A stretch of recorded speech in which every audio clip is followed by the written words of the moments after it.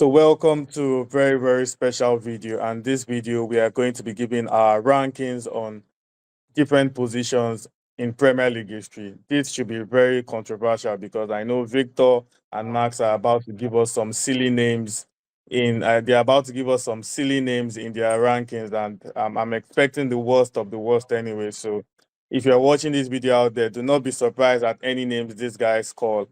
Just Obvious, expect the obvious, you worst, should. basically. Anything you see, just take it that way. I expect nothing good, especially from Victor, who is going to be very biased in his list. But let's see. Let's hope they can prove me wrong anyways. Victor, without wasting much of our time, managers, we've seen loads of top managers in Premier League history over the years. Top. I can mention more than 10 top managers over the years, but now it's very difficult to narrow these top managers down to your top three. So at number three, who is your third best manager in Premier League history? Starting at number three. I'm going to hold you to that about my bias, okay? Because you'll see top three, and I don't think there's much bias there. So for third place, I'm picking Guardiola. I think he's brought outstanding performance in an era where the Premier League is at its toughest. There's barely any small teams anymore. What can work against him is the fact that he's always had a much bigger budget than any other manager, like in anything that he's had, most managers can only dream of. And that's why he's only third in my ranking. And full disclosure, for third place, I actually had three options. I could have picked either of them. It was between Guardiola, Klopp, and I know I'm going to get crap for this, but Sam Allardyce.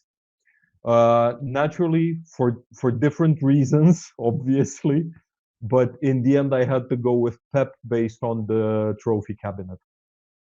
Yeah, fair enough. Over to you, Max. Who is at your number three? Okay, didn't expect that at all.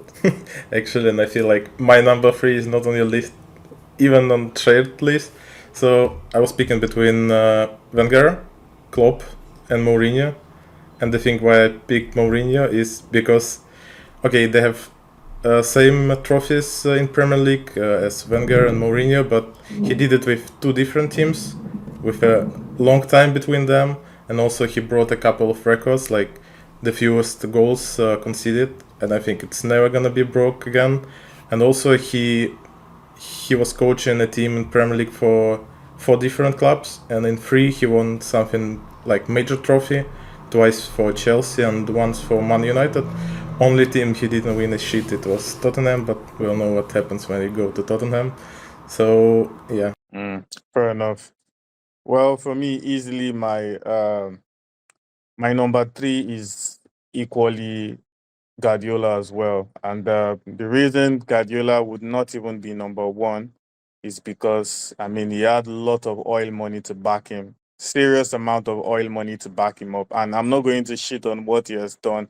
His record in the Premier League is outstanding. It's up there and will be remembered in history. But you can't have that amount of cash to show around, and you don't expect that the minimum expectation would be for you to deliver a title. And also because Guardiola did not exactly revolutionize City. Before he came, City were already winning the Premier League. It maybe just did the incredible feat of doing a four-peat. But City were already winning the title. So the only different thing he did was win the Champions League for them. He didn't really do anything different that they did not already see. So Guardiola is in my number three list. So moving And he on took his to sweet time with the Champions League as well. exactly, he took his time too. So he's great, but he's in my number three. Moving on to greater things, Victor. Who is at your number two? Sir Alex Ferguson. Um, I know I invoked the trophy cabinet in my Who is pick your for first third. one? I don't know. I invoked the trophy cabinet in my pick for third, and now I'm putting Ferguson second. I know it sounds weird, but that's just the way it goes sometimes. I feel like, yes, he was immensely successful with United, despite a shaky start way back in the 80s.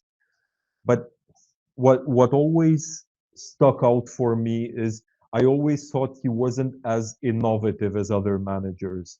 Once we talk about my number one pick, you'll see what I mean. In the meantime, sorry, Max, sorry, United fans. Ferguson, absolutely great, but he comes in second for me. Ouch.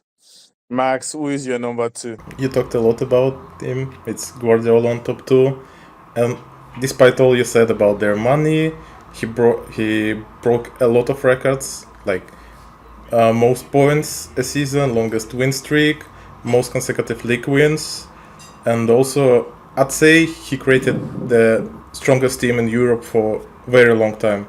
As we all remember them, a couple of seasons ago they were unbeaten. They were destroying everyone on every place. So also he brought that style of football that are still a lot of teams playing like.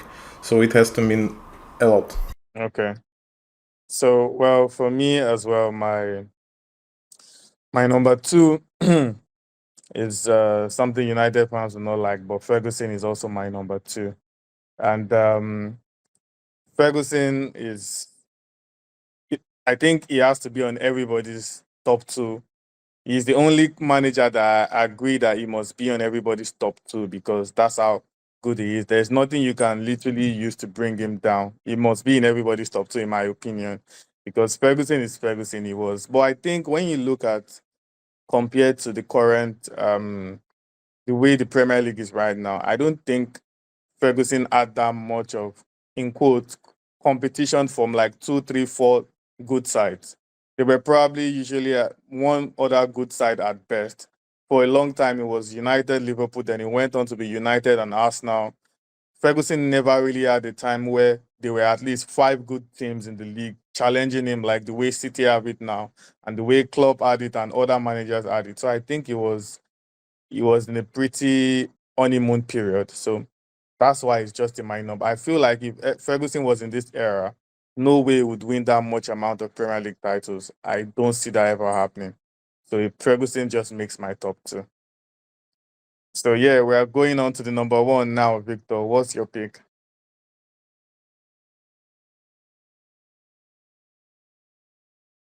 So if I pick Klopp now, you're going to say, "Oh, you're biased, right?" No, Uh, if you pick club, then we'll have to end the video. We'll yeah. just have we'll just Immediately. have to stop the video already. Okay. No, I'm picking Arsene Wenger. Mm, I'm good I'm picking choice. Wen I'm picking Wenger over Ferguson. Um, he was, I believe, the first true promoter of sports science in the Premier League. Yeah, Uh, if you look at how teams were coached and how teams were run back in the day when he came in the 90s, uh, it's such a big difference in terms of what he brought in with his continental style of coaching. Beers in the dressing room became a thing of the past. He introduced specific trainings and diets that improve performance. I mean, mandatory broccoli was unheard of in the Premier League, right? Um, yeah, and new recovery protocols, things that are still being done today in 2025, that it's still being used as the basis of what's being done today. And this was back in the 90s. It was pure visionary. Another thing about him, of course, was the style of play, possession based, attacking, quick. The fact that he's the only manager to coach an unbeaten Premier League team only adds to this myth, right? He was the first one to bring a bunch of players from the continent to English shores and showed English football fans that there's more to tactics than, oh, let's whip it to the big man up front. Um, he was a truly transformative manager. His revolutions echo to this day, and I think he's one of the ones we owe the biggest thanks to for the Prem being the Prem and being the best league in the world today. yeah, yeah. I can at least despite all the bias, I can agree with that. Over to you, Max. Who is your number one? Yeah, guys, it's always good to have diet for players, some stuff, but when you have only 3 trophies against 13 trophies, it's definitely going to Ferguson. And also the thing that I should mention is he made at least two whole different teams that went for their eras.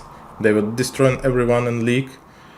Not so good in Europe, only 2 Champions League, but it's still more than Arsenal has ever. So it's definitely going to Ferguson top one. Yeah, fair enough. Slap. But my number one here also goes to Arsene Wenger because one key point that we are missing, first of all, is the longevity he had. I don't think any manager again will have 26 years with a club, and for them to give you 26 And years, only one. that obviously says a lot. And I think you're also missing the fact that Arsene Wenger did all of this basically on a budget. He had to, swing it at some point when Arsenal moved from, Ivory, to Emirates. He was doing this with little or no budget, promoting young players. Arsene Wenger was the one that would do crazy things like making a 16-year-old the club's captain, and it would go on to be, you know, a right decision. It was that bold and that crazy, and his ideas always, made people say, "Wow, this guy is nuts." The brilliant thing about the Invincibles was that he said it a season before that I am going to go this season unbeaten, and people laughed at him, and he went on to do it. So it was not something that you could say, "Oh, he was lucky." He had it in mind, and just like Victor said, he was tactical. He came, he changed the players' diet, he changed their nutrition. It was very deliberate, to the science part of football and not just what we see on the pitch. So he changed football all around on the pitch and off it, philosophies and everything. I think there's no way and he's also the manager with the most FA Cups, I must add. So you can go on with your Champions League, Max. The FA Cup is the oldest league in the world, and that's some prestige. And it is also owned by, I mean, as a Wenger has the most out of it. So yeah, I'll go with the FA Cup here. Thank you. I'm the oldest of the three of us, and I wouldn't pick me as the best. I'll go with the FA Cup anyways. Well, but moving on, that's a very tough one. I think nobody can argue with our top two anyways. I think Ferguson and Arsene Wenger. If you call them in any order, I don't think I'll argue I with didn't anyone have either. But Wenger in top 3 actually.